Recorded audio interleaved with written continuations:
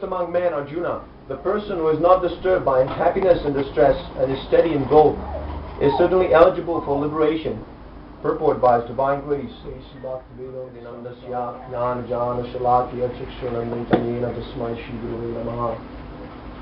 I offer my humble obeisances unto my spiritual master. His Divine Grace, A.C. Bhaktivedanta Swami Prabhupada, just open my darkened eyes with the torchlight of knowledge. So what is the knowledge? We all are looking for peaceful state of mind without any disturbance. We're also looking for detachment we have understood that if I become attached to something, that is the cause of my misery. Just like so many people engage in the what is called ubra karma, unnecessary working hard like an animal. So no one is working for nothing. There's always some kind of a result. So there's the salary. As soon as the salary is cut off, then no one will go to work in the morning. No one will go and punch in his heart, you know. So this is called attachments. We're attached to money and things which the money can buy, and so many things. So those who are intelligent, they try to become detached. Actually, there's so many attachments we have, right? Even people are attachment. You are in some sort of group, and then because you're attached to that group, sometimes you have to do things you don't actually enjoy, just for the sake of group. We've all been through that. So intelligent people, they try to reach detachment, liberation from this attachment, because they understand that as much as the attachment brings pleasure and happiness, in the same way that same attachment brings bondage and misery and so on and so on. So now people are looking so many different ways to attain detachment. Very often, and it is more prominent now than ever before, people take to intoxication, because they want to be detached, not just from the material way of living, but they want to completely renounce even the consciousness they have, enjoying these things. They want to reject the consciousness itself. They want to cover it by intoxication. They want to reach some other sort of consciousness, open consciousness, something more. So now Krishna is directly saying, he's directly describing that the person who is not disturbed by happiness and distress and is steady in both is certainly eligible for liberation. Those people who are trying for this,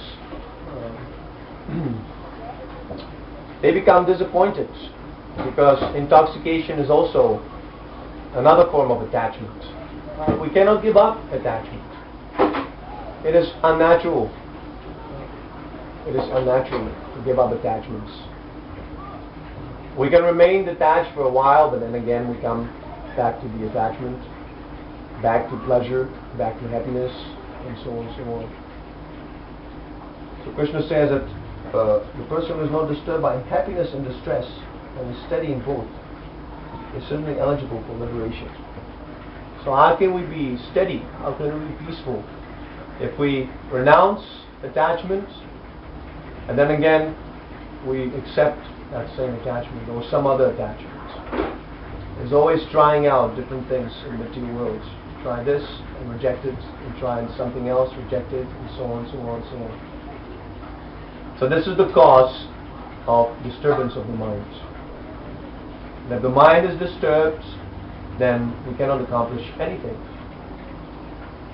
Even material pleasure, if your mind is disturbed, you won't be able to feel the pleasure. You won't be able to concentrate. You won't be able to appreciate. Just like so many people, they come and we have a nice puja. We have a nice decorated altar with Krishna and so on and so on. But if these people, if they contemplate some difficult problem they're facing in their life, currently they're solving some very serious dilemma, some problem of the material existence, they won't be able to see Krishna on the altar. They won't be able to see the beautiful decoration. Bhakti Sarani is painstakingly as pick up the flowers in the morning and so on and so on. It took so much work. they won't be able to perceive it, because the mind is disturbing, right? The mind is the worst enemy if it's uncontrolled, Krishna says. But the mind can also be the greatest friends, the best friends, if we can control the minds. Control the mind. And that is meditation all about. Control your mind instead of letting others to control the mind for you. Ultimately, the mind is controlled by nature. Why are we disturbed so much? Because of the body. Why are we concerned about what the other people think about us? You might be thinking, oh, I hang out with the Krishnas, and what will my parents say? What will my friends say? Maybe it's a cult, maybe it's a sect, and so on and so on. So why are we concerned about this? Because we think of the body. The parents, there is a bodily relationship. This might sound a little shocking, but it is a material relationship, bodily relationship. The first teaching of the Bhagavad Gita is that we are not this body. And it is not a dogma, it is not a faith, it is not a religion, it is none of these things. Nothing sentimental about this. It's a question of common sense. Anyone can perceive this, but he's not this body. He doesn't have to accept any book of knowledge or any authority, any guru to understand it. How? Krishna explains, Teinosmin yatari komaram yuvanam jara chatari antara prati viras tatra anujanti. As you had a body of a small girl or a boy in the past, how can you deny it? We all been in a body of a small child.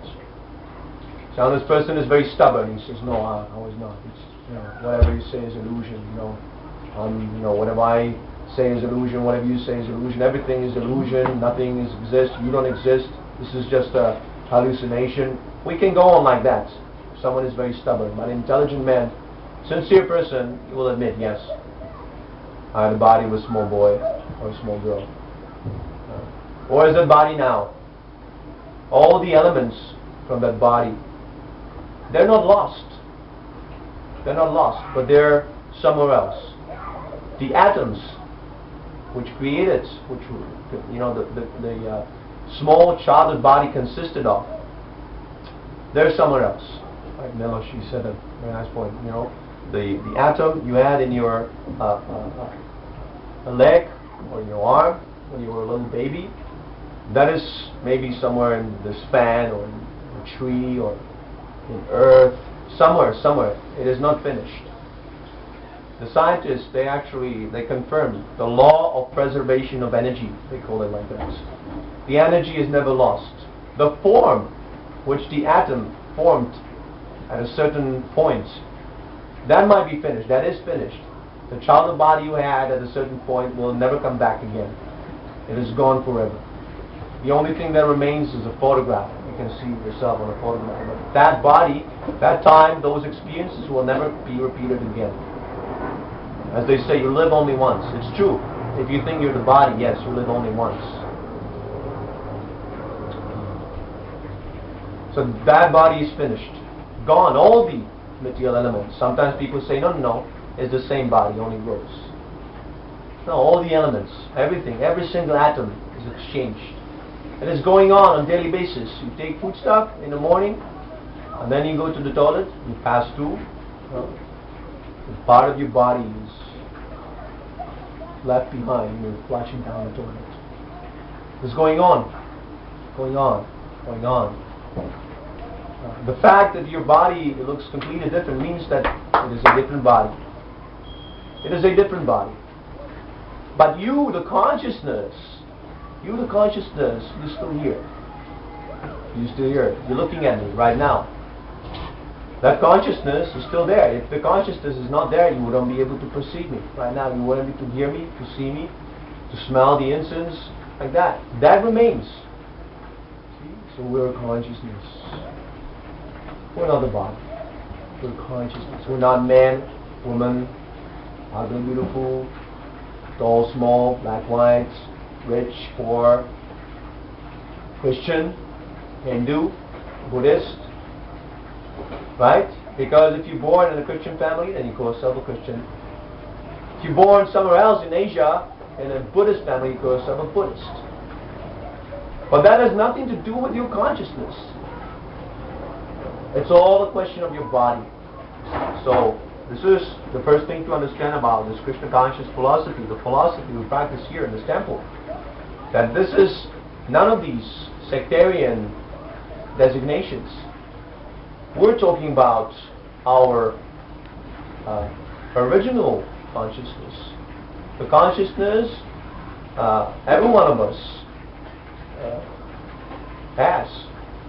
Everyone is aware of his consciousness. Yes, I'm conscious. Is everyone aware of his consciousness? Are you aware of your consciousness? Are you aware that you're conscious? That's a nice question to think about. Are you aware that you're conscious? See, actually, no. We're not aware that we're conscious. Because we think I'm this body. Now I have to serve the body. If I think I'm the body, I have to work for the body. What is important? Eating. I have to eat for the body. Do some shopping, some cooking, some eating, going to the restaurant. Right, I'm hungry. Oh, let's grab some sandwich, whatever. Eating, sleeping. Oh, I'm so tired. Where's the bed? Okay, I have to sleep now. Sex life, that is also a necessity of the body. It's very, very powerful. Sex desire is very powerful. Actually, everything is revolving around sex desire in this material world. Everything just like the airplane. See, he's running to see his wife. Everything, mode of passion. Sex desire means passion. So, so everything is in movement, development, economic development, expansion, wars, conquering, and so on and so on. It's all sex desire. When a man and woman unite, they create a tie knot. And then more knots are tied around it. They need an apartment. You know, you can't live just on the street. You know, if you're single, you can go anywhere, whatever. Especially boys, you know, they can go anywhere, whatever. No one cares. It's okay. And no needs. But if you get together with a girl, then she needs protection. She needs protection. This idea, modern idea, that the girls, they should be independent. They should be independent. The man should not intermingle with their freedom and so on and so on. This is very artificial, unnatural. The girl needs protection because she gives birth to a child. She has a different body. Girls have different bodies. They're equal on spiritual level, but not on the material level.